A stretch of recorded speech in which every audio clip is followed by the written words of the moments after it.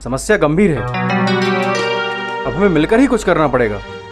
दाऊ, मैं तो सोचता हूँ अपनी बस्ती के कुएं को क्यों ना और गहरा कर दिया जाए, कुछ तो अच्छा होगा। मैं तो कहता हूँ हैंडपंप को गहरा करवाकर उसमें जेट फिट करवा देना चाहिए। अरे भैया, दिन दिन भर तो लाइट नहीं रहती है, जेट क्या सांसों से चलाओगे? अरे ये तो मैं भूल ही गया था। ये हमारी समस्या का निदान नहीं है, क्योंकि कुआं या नहर से मात्र 1 या 2 घर की किल्लत दूर होगी, जबकि इस समस्या का शिकार पूरा शहर है। हमें कुछ ऐसा करना चाहिए जिससे अगर आप लोग कहें तो मैं कुछ कहूँ। कहिए। सभी की समस्या का हल खोजने के लिए हमें एक पार्टी बनानी होगी। ये लो, आते ही पार्टी बनाना शुरू कर दी। आखिर है तो नेता के बेटे ना। नहीं, अब हम कोई पार्टी नहीं बनाएंगे, ना चुनाव ना वोट।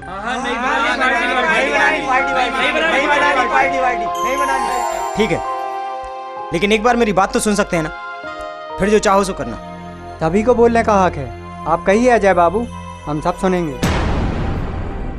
हमारी ये पार्टी कोई राजनीतिक पार्टी नहीं होगी, ये हम सबकी पार्टी होगी। लेकिन इस पार्टी से होगा क्या? इससे हमारी समस्या का हल कैसे होगा? वो ऐसे कि हम अपनी पार्टी में यंग जनरेशन को शामिल करेंगे। हर बस्ती, हर गली में एक पार्टी का ग्रुप होगा और पार्टी काम करेगी पानी पहुंचाने का। उस पार्टी के ग्रुप के सदस्यों के घर तक पानी पहुंचाने का काम करेगी। अलग अलग पार्टी का ग्रुप, यानी पार्टी का नाम भी अलग? नहीं, पार्टी का नाम अलग नहीं होगा, पार्टी एक ही होगी। पार्टी का नाम जो आप लोग चाहें। पानी पार्टी? नहीं, इंग्लिश में नाम रखते हैं, वाटर पार्टी। नहीं, जल आपूर्ति पार्टी। अरे जब पानी की इतनी किल्लत है तो क्यों ना किल्लत पार्टी रख दिया जाए नाम। हाँ, किल्लत पार्टी। ठीक है, हमारी पार्टी का नाम किल्लत पार्टी होगा। अब पर अजय बाबू, ये पार्टी काम कैसे करेगी? काम करेगी, हर पार्टी में युवा लड़कों का ग्रुप होगा। वो ग्रुप अपने ग्रुप के सदस्यों के घर तक पानी पहुंचाने का काम करेगा। अजय बाबू, ये बात तो मेरी समझ में नहीं आई। मैं बताता हूँ, समझ लो कि किशन हमारी पार्टी का मुखिया है, और अगर किशन की पार्टी है तो कितने लोग इसकी पार्टी में शामिल होंगे?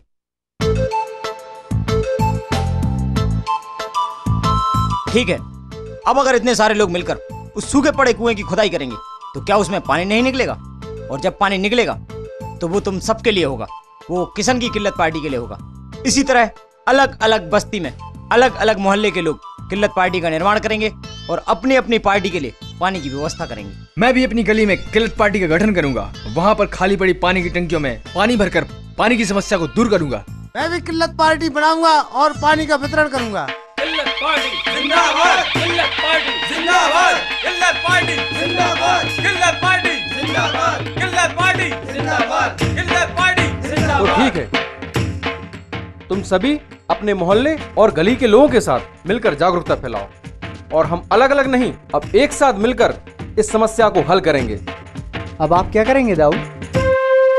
मैं बैठूंगा आमरण अनशन पर, और जब तक इस समस्या का हल नहीं हो जाता एक बूंद पानी नहीं लूंगा। नहीं दाऊ, मैं आपको ऐसा नहीं करने दूंगा। इस सरकार के कान पर जू भी नहीं रेंगने वाली। मैं आपकी जिंदगी दांव पर नहीं लगने दूंगा।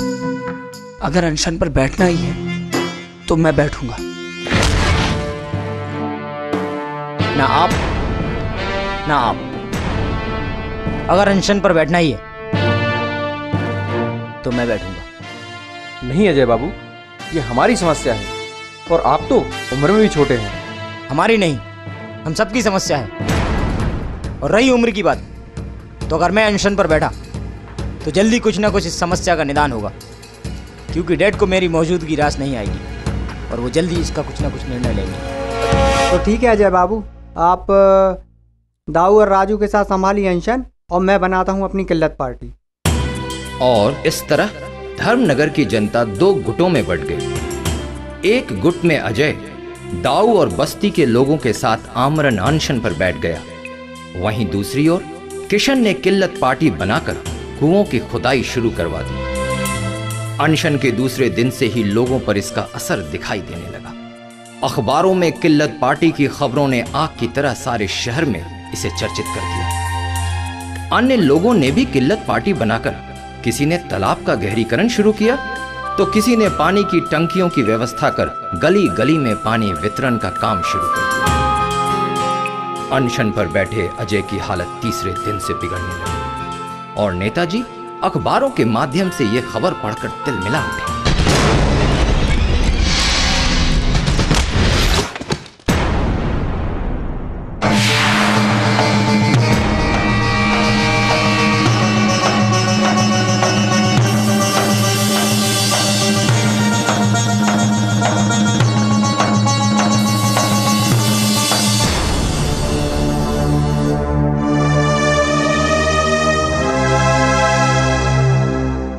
क्या सोच रहे हो दाऊ?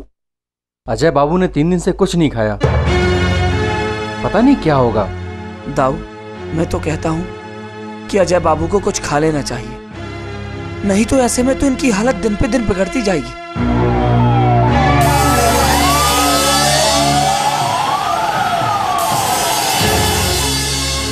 अजय, ये सब क्या है? छोड़ो ये हड़ताल और मेरे साथ घर चलो। घर? इन लोगों का घर नहीं है डैड। अब तो जब तक इस समस्या का निदान नहीं हो जाता मैं कहीं नहीं जाऊंगा। ये सब इतना आसान नहीं है अजय, इसमें वक्त लगता है और मैं कोशिश कर रहा हूँ ना। कोशिश तो आप कई वर्षों से कर रहे हैं डैड,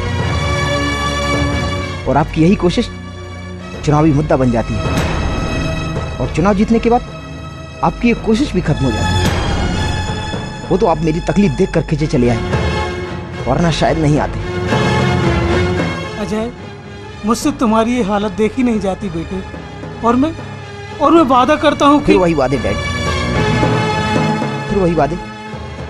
अरे आपके वादे से तो हमारी किल्लत पार्टियां अच्छी हैं, जो पिछले 3 दिन में 300 घरों की मदद कर चुकी हैं। मेरे दुख दर्द को देखकर, मेरी तकलीफ को देखकर आपको दुख होता है, और इनकी तकलीफ आपके सर से गुजर जाती है। चाहिए डैड, अगर कुछ करना ही है ना तो इन लोगों के लिए कीजिए। चाहिए आप।